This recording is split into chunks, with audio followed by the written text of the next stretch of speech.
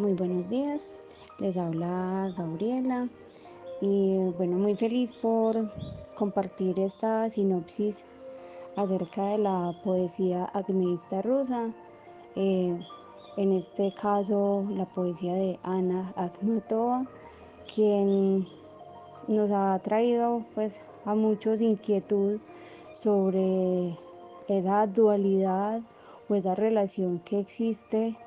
entre dos conceptos que deben rondar o que rondarían al poeta. En este caso entonces serían la racionalidad y la emoción, que tanto el poeta escribe desde, desde lo efímero de la emoción o desde la realidad que vive, pero entonces la muestra desde otro aspecto un poco más pictórico y desde lo musical y más claramente desde esas sugerencias y alusiones que, que le presenta la palabra. Entonces, en este sentido, quiero decirles pues que la poesía acmeísta rusa,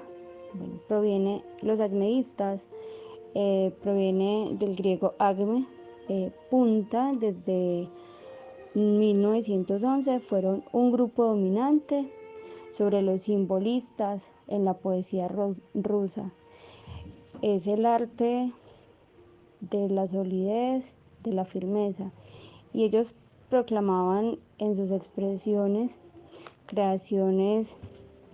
sobre lo musical, imágenes claramente delineadas, y reemplazaban a las sugerencias y a las alusiones. Las palabras son medidas y contadas, los géneros se restablecen, y tuvieron dos pasiones: la aventura de la vida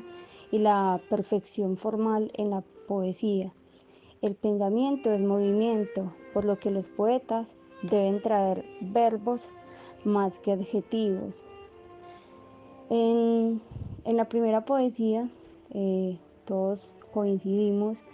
y es que Ana Akhmatova nos habla del poeta, de que a veces es juzgado por su trabajo y piensan que el trabajo de él es solo escribir y no más, pero va más allá y de esas razones que le quiere presentar al mundo, de la crisis social en el que vive.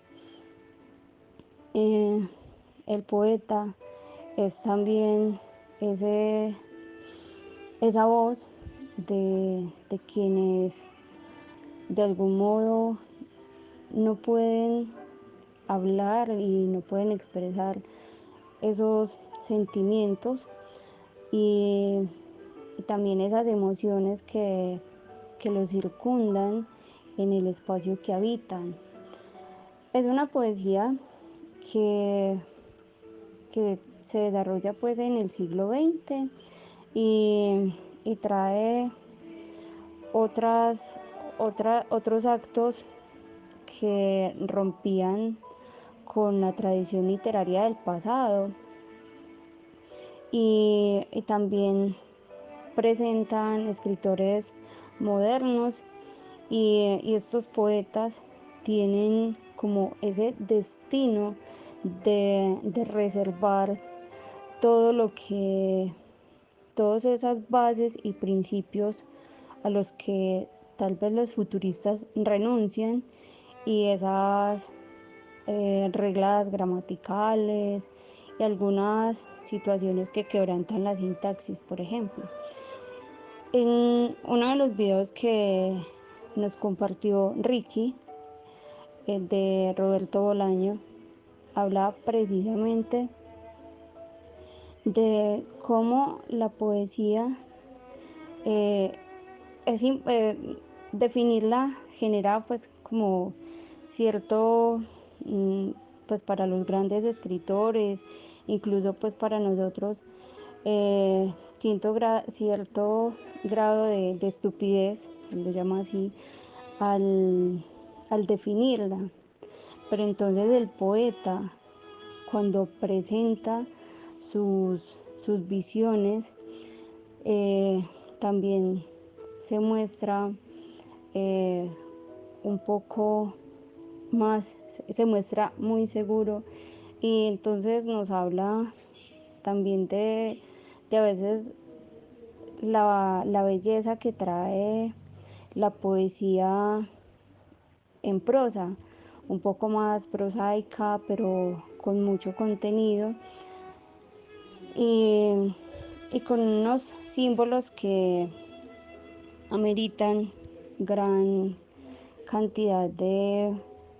formaciones y combinaciones insólitas de las palabras. Entonces, esas nuevas formas de expresión, de abundancia también en la estructura de los versos, de, de situaciones no tan poéticas, pero sí realistas desde la racionalidad, lo expresaba Briseida. Entonces, consisten en esa página en blanco que traen varias palabras puestas de una manera ingeniosa. Entonces aquí viene en ese sentido la importancia de la musicalidad, ese ritmo del que nos hablan ustedes en sus comentarios. Bueno, siento que este poema, y lo expresan ustedes,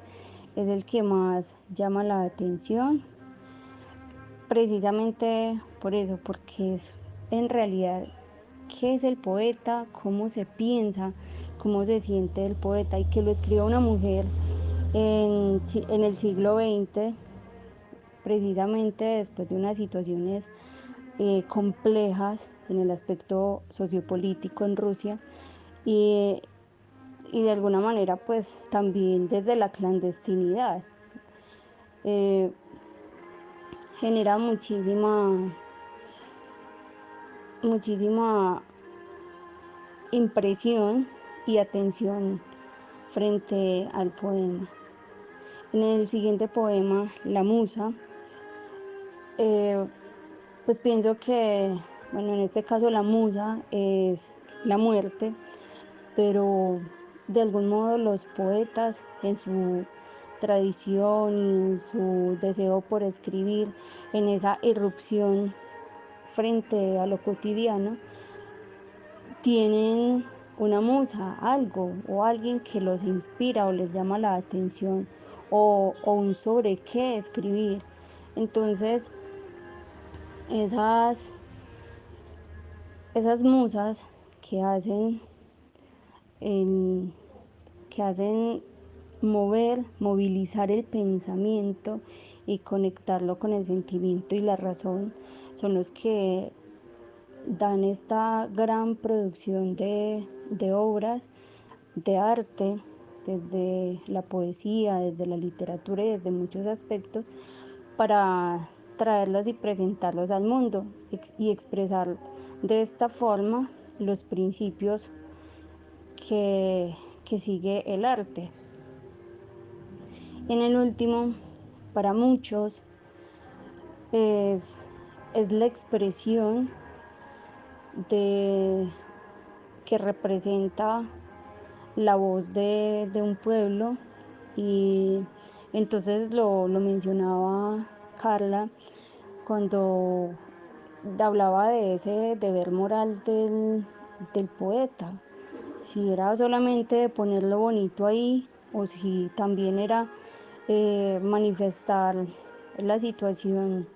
de un pueblo, o los aspectos que de alguna manera son, son una forma o una realidad oculta de la experiencia humana. Entonces, en este sentido, los tres poemas se entrelazan en cada uno de los aspectos por traernos en primera parte la definición del poeta, en segundo lugar, para qué o para quién o cuál es ese motivo que genera ese escrito del poeta y la voz de quienes, en el último, la voz de quienes está el poema. Entonces, hay muchas fuentes teóricas y estéticas que pudieran explicar por qué esta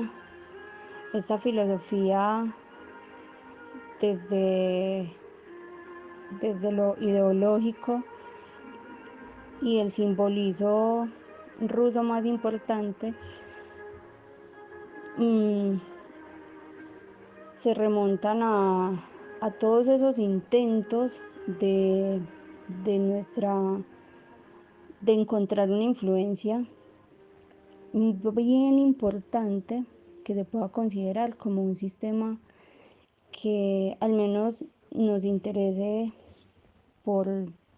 tras los fenómenos que se ocultan en los mundos, en esos mundos que hay en la poesía. Podemos hablar entonces, para finalizar, que para los simbolistas el mundo circundante no es más que una semejanza, la parte visible y palpable, un símbolo de la verdadera realidad oculta tras estos fenómenos accesibles a la experiencia humana que deforman la auténtica existencia del más allá.